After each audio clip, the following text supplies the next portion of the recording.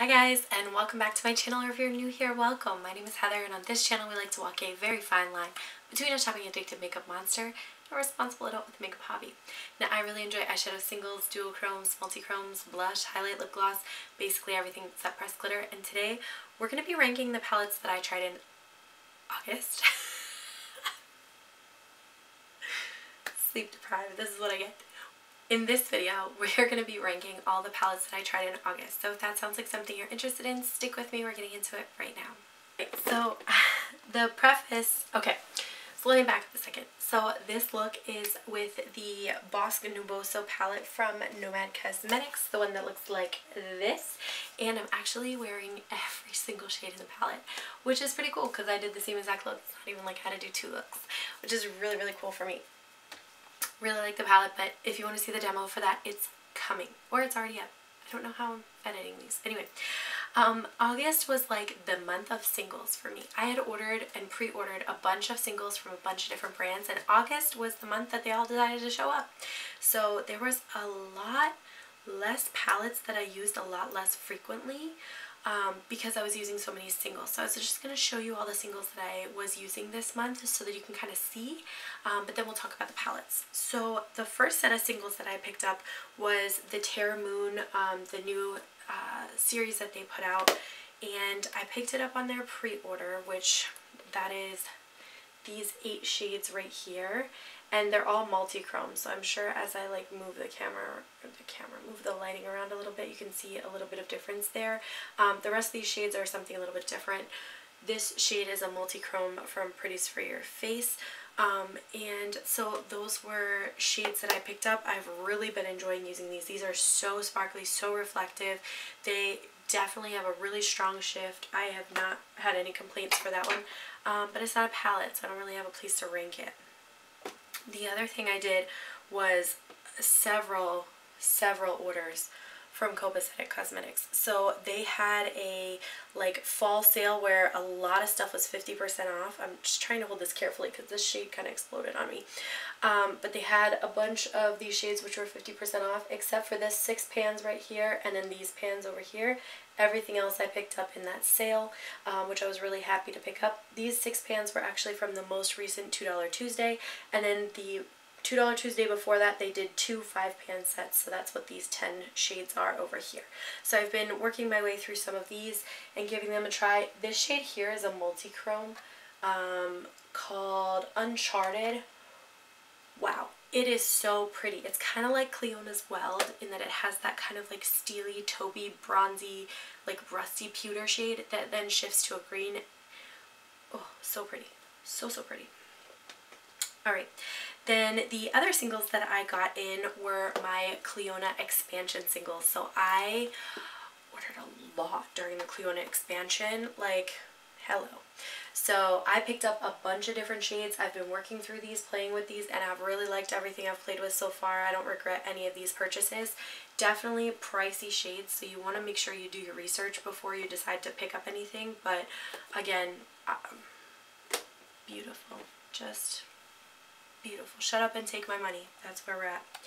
And then the last ones were the Pretties for Your Face singles that I replaced. So you can kind of ignore this set of shades here, but everything from here over is Pretties for Your Face.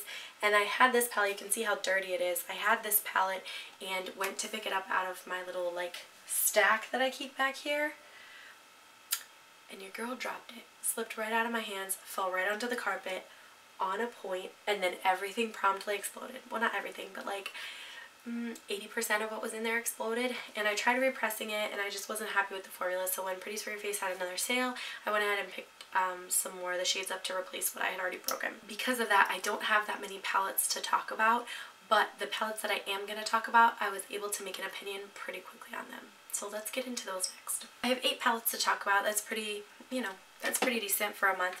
Plus I was gone for a week, so I went to, I went camping with my family for a week in August, and when I'm camping out in the woods with no AC and just like real basic shower facilities, I'm not too worried about putting on makeup. So I did not wear a single stitch of makeup the entire time. I don't even think I packed any makeup. I was just like, not happening.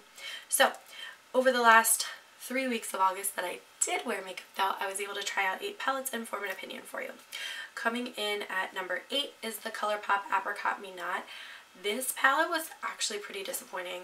I love the packaging. It's like super cute, like carnations and stuff. But the actual shades themselves are just like, they're just not that pigmented. I just was not super impressed. Like, I thought it was going to be this really soft peach, almost like the, what palette was that?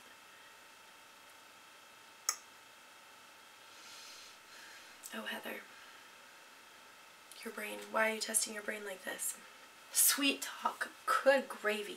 So I thought it was going to be like similar to the Sweet Talk palette, which I've edited my Sweet Talk a little bit because I don't like pressed glitters, so I made some changes here. But I just, like, I like this one much more. This one is definitely like more orangey, peachy, apricot-y tones, but they're just all very light. Like, this is the second darkest shade in the palette, and it's like light to mid-tone at the best. So I was kind of disappointed because I wish they would have done like a little bit more depth to make it a little bit more interesting. So it came in at number 8. I have no idea why that was so hard for me to remember that name. Anyway, moving on. Coming in at number 7 is the Glam Light Blue Icy palette. So I managed to stumble across the Blue Icy palette and the Red Icy palette at TJ Maxx for like $7 a piece, and they were untouched. I couldn't believe it. I thought I won the lottery. And then my kids came home after I went to bed one time and just touched everything. So at least this isn't destroyed, but they definitely like dug around in them. So I was like, yeah, I guess I earned that. But I put this one at number 7. The reason is because it's just so monochromatic. So I know it's a monochromatic palette, like I'm not an idiot, but I feel like they could have done a little bit more to push the boundaries of what they were putting in here. They do go very light, like I'll give them that, and this is like fairly dark, and the shimmers are nice quality, but a lot of the shimmers, like these 3 shimmers on the eyes look so similar. These 2 shimmers look so similar. So I feel like either they needed to make this a little bit smaller of a palette, or they needed to push the depth or add a duochrome quality or a shimmer or a sparkle or something in there that makes it different to make it make sense. Because otherwise I'm just like, there's a lot of redundant shades. This could have been like a 6-pan. So for me, it came down a little bit lower. Although it's blue, it's very pretty. I'm happy with the looks that I made. It's just very one note in like a really, it's like aggressively one note. It's aggressively one note. Coming in at number 6. 6 is the Too Faced Gingerbread Sprays palette. So I actually had put this in my declutter pile whenever I was going through all my palettes, and the more I thought about it, the more I was like, I don't know if I'm ready to give this palette up yet. So I pulled it out and I was like, let me just put it on my desk. If I pick it up and start using it, then I'll keep it. If I don't, then clearly I just want it because I'm having a breakdown and I don't actually need it. And I picked it up and I did this eye look using like this smoky purple here, this deep plum here, this hot pink here. I used a little bit of this Frostbite Me. What a stupid name. But I used all those and made this really, really beautiful like fuchsia plummy smoked out look. And then I used some of my singles to put on for shimmers, because the shimmers in here, I mean, this one's pretty nice, but the rest of them are just kind of meh. And wow, I was so obsessed with that look. I was like, dang it, I'm gonna need to keep that because I really like how the look came out. I love like the scent of these. I love these holiday packaging palettes that they do. So I decided to put it at number 6 because it is, you know, it's an older palette. It's not super exciting, but I did really like the look that I came up with. Coming in at number 5 is the Meltveda palette, and I did expect this to fall lower than the Morphe palette, which the Morphe palette actually did not come in number 1 when I ranked that one, so if you want to see that, you can search that on my channel. It'll come up pretty easily. But this is the Veda palette, and I expected it to come in lower because I gravitate to the Morphe more than the Veda, but I do like having both of them together, finally. I do think the colors are really pretty. They worked really nicely. I just don't know how often I'll reach into it. I do really like this green though, and I think these kind of like swampy browns are also very, very nice. I had this idea of doing like a cool brown thing with like a lower lid or lower lash line that's like more purple, so I may dig into this to make that happen at some point, but I liked it. It just wasn't my favorite of the month, so it fell down a little bit lower. Alright, coming in at number 4 is the Huda Beauty Gold palette. Now this is also an older release and it was a Cult Beauty exclusive. And I didn't purchase it at the time because the shipping was like astronomical, but I found this unused on Mercari, shockingly, and the cost to get it was about $40 between the actual cost of the palette and the shipping. So I felt like, you know, that's probably about what I would have paid at Cult Beauty anyway. I really wanted to try it. It was like the palette that wouldn't get out of my mind. So I ended up going ahead and picking it up, and I did really like it. I used it to make a couple of looks this month that were more like soft casual, clearly not this. But I used it a couple times this month, and I really liked like the shimmer, the sparkly quality of these shadows is really, really nice. I was particularly interested in like these 3 shades because they're so like pink to gold duochrome type quality. Like I love that, and that's what this palette like embodies. So I was really excited about that. I do think these 2 mattes are a little bit too similar, and this one basically blends into my skin, so it doesn't really do a whole lot for me, but I do like that there's some depth here.